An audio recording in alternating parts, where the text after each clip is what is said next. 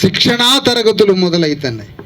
చిరంజీవి గారు లెక్కలు తీసిండు, నేను బొక్కలు లెక్క పెడదాం అనుకుంటాను ఒక్కొక్కడి.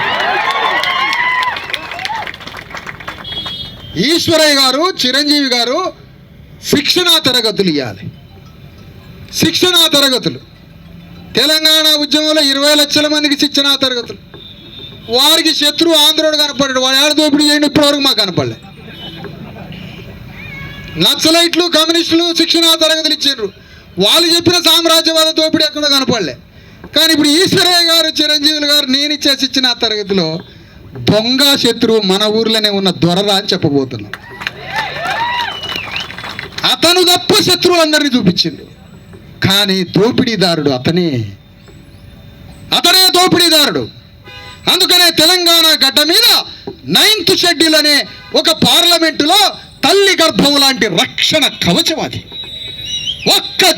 అందులో నుంచి వచ్చిన దాదాపు 240 చట్టాలు ఒక్కటి కూడా న్యాయ సమీక్ష దగ్గరికి కూడా రాలేదు.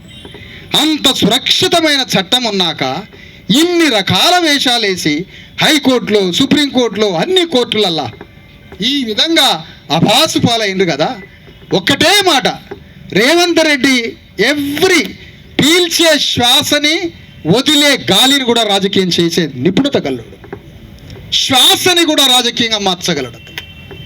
మాట్లాడినా, కదిలినా, మెదిలినా, అతని తలలో ఉన్న వెంట్రుక కదిలినా కూడా అది రాజకీయం కోసమే. అంత sharp politician, very sharp politician. మా రామదాసు మా ముందే జెడ్పీటీసీ మహబూబ్నగర్లో, అట్లా కాదు కథ, అది కాదు. ఆయన వేరే, మారిపోయింది మొత్తం, కథ అంతా మారిపోయింది. అతను భారతదేశంలోనే మోడీకి ధమ్కి ఇచ్చినటువంటి కులాలు కమ్మారెడ్డి కులాలు. గుజరాత్ వ్యాపార సామ్రాజ్యానికి ధమ్కి ఇచ్చారు ఆంధ్ర కమ్మాసు, ఆంధ్ర తెలంగాణ రెడ్లు.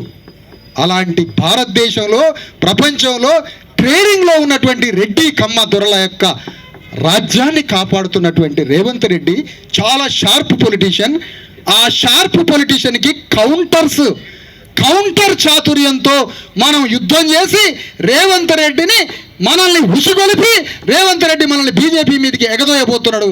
మనం చేయాల్సింది రేవంత్ రెడ్డి బీజేపీ మీద యుద్ధం చేయాలని రేవంత్ రెడ్డిని ఎగదోయాలి మనం పైకి.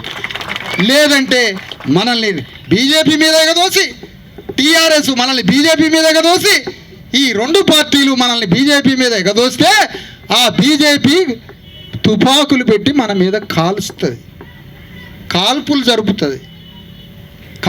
జరుపుతుంది. మా తెలంగాణ ఉద్యమం ఏంటి? అమరవీరులని ఉత్పత్తి చేసే కర్మాగారం అట తెలంగాణ. అమరవీరులని ఉత్పత్తి చేసే కర్మాగారమే తెలంగాణ అట. మాకు సోషలిజం కాదు కావాల్సింది తెలంగాణకి. మేము అమరవీరులు అయినా లేదా? మా మీద ఎందుకు తుపాకీ? బీజేపీ మా మీద ఎందుకు తుపాకీ పెట్టి పేలవాలా? ఆ రేవంత్ రెడ్డి మీద పెట్టి పేలవరాదు, కేసీఆర్ మీద పెట్టి పేలవరాదు. ఒక ప్రధాన ప్రతిపక్షం ఏకాంతంగా ఎవరూ లేని సమయంలో కూడా గంటల తరబడి, రోజుల తరబడి కేసీఆర్ ఆనందంగా, సంతోషంగా మాట్లాడేది మధుసూదనాచారితోటే. మధుసూదనాచారి గారితోటే. శ్రీమద్విరాట్ పోతులూరి వీరబ్రహ్మం గారి వారసుడు. హృదయ పరివర్తన చేయండి కేసీఆర్కి. మీరు యుద్ధం మోడీ మీద చేయాలైనా బయటికి వచ్చి ఇన్ని డైలాగులు, ఇంకా చాలరా నీ ఉపన్యాసం అని 20 ఏళ్ళు తెచ్చిన, ఇక చాలరా నాయన, ఇక ఆపండి, ఇక ఆపు అని అన్నా. ఇప్పుడు కేసీఆర్ యుద్ధం, రేవంత్ రెడ్డి యుద్ధం మా బీసీ జనం కోసం, తెలంగాణ గడ్డ మీద ఉన్న 2.5 కోట్ల మంది బీసీల కోసం, మా బ్రతుకు విముక్తి కోసం, మా చదువుల కోసం, మా ఉద్యోగాల కోసం, మా రాజకీయ వాటా కోసం 42% రిజర్వేషన్లని 9th షెడ్యూల్లో పెట్టియాలని కేసీఆర్, రేవంత్ రెడ్డి ఇద్దరు మోడీ మీద యుద్ధం చేయాలని ఈ సభాపూర్వకంగా తీర్మానం చేస్తున్నాం. లేకపోతే బజార్లో మమ్మల్ని వేసి బీజేపీ మీద ఎగదోసి ఈ పని చేస్తారా? మీరు ఏరా మరి బీజేపీ మీద యుద్ధం అని అంటాడు ఒక ఆయన. రేవంత్ రెడ్డి, కేసీఆర్ ముందు వరుసలో ఉంటే మేము దూరంగా ఉంటాం. ఎందుకంటే తుపాకీ పెట్టి కాలిస్తే మా మీదకి వస్తే గుండు. ఇన్నాళ్ళు మమ్మల్ని ముందు పెట్టిర్రు, వాళ్ళు ఆడాడిన దూరంగా ఉన్నారు. ప్రతి బుల్లెట్ మాకే తగిలింది, ప్రతి లాఠీ చార్జీ మాకే తగిలింది. మళ్ళీ మేము ఆ పేపర్లు వచ్చిన కాగితాలన్నీ దాచుకొని మా మీద కేసులు ఉన్నాయి, పోలీసు వాళ్ళు కొట్టిర్రు అని చెప్పుకుంటాం. మనం ఏ ఊరు మమ్మల్ని పోలీసు వాళ్ళు కొట్టిర్రు, మా మీద మస్తు కేసులు ఉన్నాయి, మా మీద 150 కేసులు. మరి వీళ్ళని కొట్టరా పోలీసులు? వీళ్ళ మీద తుపాకీ పెట్టరా వీళ్ళ మీద? అందుకనే రెడ్డి వెలమ దొరలు అగ్రగామి సైన్యంగా నిలబడాలి. ఎందుకు? నీ రాజకీయాలని బ్రతికించినాం కాబట్టి, నీ రాజ్యాన్ని బతికించిన బానిసలం కాబట్టి. మీకు స్నానం చేయటం కూడా రాదు, మీకు వంట చేయటం రాదు, మీ కొంపలో బట్టలు వేసుకోవడం రాదు, మీకు మానవత్వం తెలియదు, మీరు మాట్లాడే విధానం తెలియదు. ఎన్నికలు వచ్చాక, రాజ్యాంగం వచ్చాక ఈ భూస్వామ్య రెడ్డి వెలమదొరలు నవ్వు ముఖం పెట్టిర్రు. అప్పటిదాకా పులిలాగా మా వైపు చూసి మా అయ్యల్ని గజ లాడిచ్చేటట్టు లంజ కూడా కానీ చెప్పు తీసుకొని కొట్టినరా మమ్మల్ని మీరంతా. మేమందరం మీ దగ్గర చాకిరీ చేసిన బానిసలమే మా అయ్యలు, మా తాతలు, మా అన్నలు. మేమందరం మీ దగ్గర జీవితాలు చేసినాం ఎట్టి, మా తాతలు, మా ముత్తాతలు. వాళ్ళ ఆత్మల కోసం మేము యుద్ధం చేస్తాం, మా అయ్యల కోసం. ఇది 50% 42% కాడ ఆగేది కాదు. ఇది అగ్రకులాలు ఏమనుకుంటారంటే, వాళ్ళకున్న తెలివి మనం అర్థం చేసుకోవాలా. వీళ్ళు రిజర్వేషన్ కోసం ఉద్యమించి అది పెరిగి పెద్ద అయితే అది 42 పోయిదిరా నాన్న, 40 పోయి రిజర్వేషన్ పోయి కులాలంతా ఒక్కటైతే అది రాజ్యాధికారం వైపు ప్రయాణం చేస్తారని వాళ్ళు మనల్ని కట్టడి చేయడానికి ప్రణాళిక గీశారు. అందుకనే ఇప్పుడు మీ అందరి మధ్యలో చెప్పేది ఏంటంటే, సాంప్రదాయ సంఘాలు తెలుసో తెలవకో ఎందుకో నువ్వు సంఘం పెట్టినావు, ఎట్లా పెట్టినావో ఎందుకు పెట్టినావో, స్కాలర్షిప్ సమాజ్ పార్టీ అదేదో తెలియదు మాకు. గీవోలు వద్దు మాకు, ఆ సంఘాలు కాదు మాకు. కళ్ళ ముందు భారతదేశంలో అన్ని రాష్ట్రాల్లో రాజ్యానికి వచ్చారు. మన తెలంగాణలో రాజ్యాధికారం అనేది కలగానే మిగిలిపోయింది. మాకు రాజ్యం వస్తే అదే ఎల్బీ స్టేడియంలో రేవంత్ రెడ్డి లాగా సంతకం పెట్టే అవకాశం వస్తే 2.5 కోట్ల మంది 3.5 కోట్ల మంది బీసీ ఎస్సీ ఎస్టీలకు భూమిని పంచేస్తాం. ఆ వైపుగా పోవాలంటే మొదటగా జరగాల్సినటువంటి వ్యూహంలో మొదటి అడుగు ఏంటంటే, ఫస్ట్ మనం వేయాల్సిన అడుగు ఏమిటి, మనం చేయాల్సిన పోరాటం ఏంటి?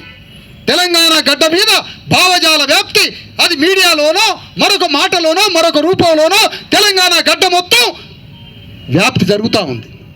వ్యాప్తితో పాటుగా సైనికులు తయారు చేయాలి. సైనికులు తయారు చేయాలంటే అవగాహన కావాలి. అవగాహన కావాలంటే సత్యాన్ని చెప్పాలి. ఆ సత్యాన్ని చెప్పడానికి శిక్షణా తరగతులు ఏర్పాటు చేసి గ్రామం బీసీ ఎస్సీ ఎస్టీలు, మేము బీసీల చట్టం కోసం బీసీలమే పోరాడడం అంటే కుదరదయ్యా. అసలు కెమిస్ట్రీ కుదరదు. సోషల్ కెమిస్ట్రీ అంటే గ్రామంలో మాలోళ్ళు, మాదిగోళ్ళు, బీసీలు, సాయిబులు అందరం ఒక్కటైతేనే బిర్యానీ కరెక్ట్గా వండుతాం. అది ఉండే పద్ధతి. నేను ఓన్లీ బీసీనే పాల్గొంటా అంటే రేపు ఎస్సీలకు 20% రిజర్వేషన్ల కోసం పోరాడబోతున్నాం. 15 నుంచి 20% రిజర్వేషన్ల కోసం పోరాడబోతున్నాం. ఎస్టీలకు 10%, మొత్తం కలిపితే 90%. బీసీల లక్ష్యం కోసం ఎస్సీలు ఉద్యమించాలి, ఎస్సీల లక్ష్యం కోసం బీసీలు ఉద్యమించాలి. ఇదే మన మహనీయులు నేర్పిన పాఠం. ఫిలిం ఇండస్ట్రీ ఉంది, హైదరాబాద్లో ఫిలిం ఇండస్ట్రీ ఉంది. ఆ ఇండస్ట్రీకి అమాంతం దిల్లు లేని ఆయన్ని పెట్టిండు దానికి, దిల్లు లేని రాజుని పెట్టిండు దానికి. హృదయం లేదు ఆయనకి. ఎందుకు లేదు? ఆ యూసఫ్ కూడా అలా సాయంత్రం కేఫ్ల కాడ చూస్తే బీసీ ఎస్సీ ఎస్టీలు పిచ్చోళ్ళు అయి 4 కాగితాలు రాసుకొని తిరుగుతూ ఉంటారు డైరెక్టర్ అని. పాపం మనం ఎదురు పడితే ఏంద్రా నువ్వు డైరెక్టర్ అయినావు అంటే, నేను ఇప్పుడు కర్ణాటకలో ఫిలిం తీస్తున్నా అంటాడు. కర్ణాటకలో అడిగితే నేను తెలంగాణలో ఫిలిం తీస్తున్నా అంటాడు. పాపం వాడు ఛాయ్ తాగడానికి పైసలు లేవు. ఎందుకు? మనం బీసీ ఎస్సీ ఎస్టీల ఉద్యమం రేపు తెలంగాణ గడ్డ మీద ఫిలిం ఇండస్ట్రీలో మా వాటా ఎంత,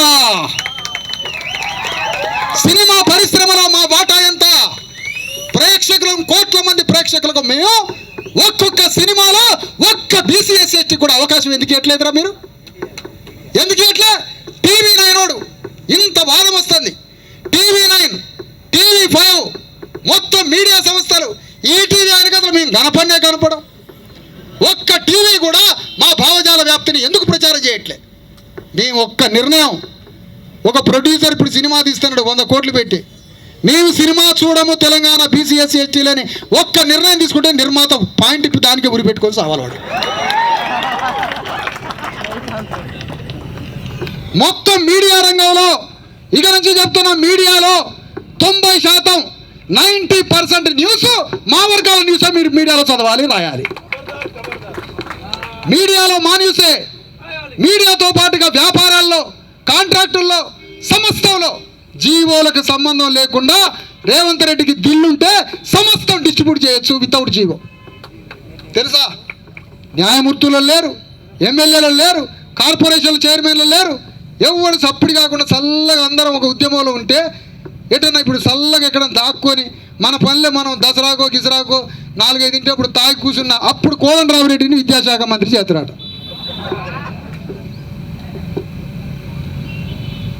అందుకనే బీసీ ఎస్సీ ఎస్టీల ఉద్యమం అంటే అర్థం ఏంటంటే, ఇవాళ భారతదేశంలో ప్రజాస్వామ్యం అంటే ఎట్లా ఉంటుంది, దాని రూపం ఏంటి, దాన్ని చూడాలంటే ఎట్లా చూడాలని భారతదేశంలో ఎవడన్నా అనుకుంటే, ప్రజాస్వామ్యం అంటే హైదరాబాద్ నగరంలో ఇందిరా పార్క్ ముందు జరుగుతున్నదే ప్రజాస్వామ్యం.